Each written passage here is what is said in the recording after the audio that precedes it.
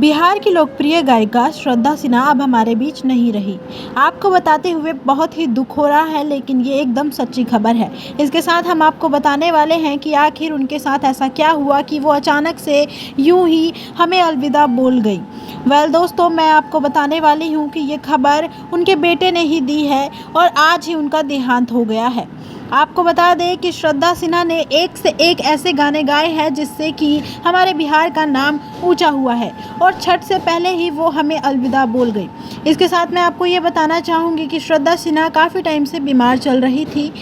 उनके पति के देहांत के बाद ही श्रद्धा सिन्हा सदमे में चली गई थी, जिसके बाद वो काफ़ी टाइम तक एम्स हॉस्पिटल में भर्ती रही। और इसी बीच श्रद्धा सिन्हा के बेटे ने यूट्यूब चैनल से आकर उनकी मां के बारे में काफ़ी कुछ अपडेट दिया था, जो कि हम आपको इस वीडियो में सुना भी देते हैं। कोशिश कर रही हैं, डॉक्टर्स भी कोशिश कर रहे हैं।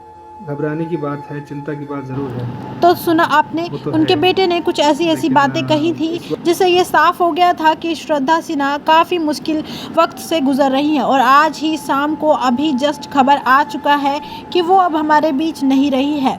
आज 5 नवंबर 2024 को वो हमें अलविदा बोल गई। और इसके साथ हम आपको बता दें कि श्रद्धा सिन्हा एक ऐसी गायिका थी जो कि छठ के गानों के लिए काफ़ी मशहूर थी और छठ से पहले ही वो हमें अलविदा बोल गई। आप चाहे तो इस वीडियो के नीचे अच्छे अच्छे कमेंट करके उन्हें श्रद्धांजलि दे सकते हैं ताकि उनकी आत्मा को शांति मिले।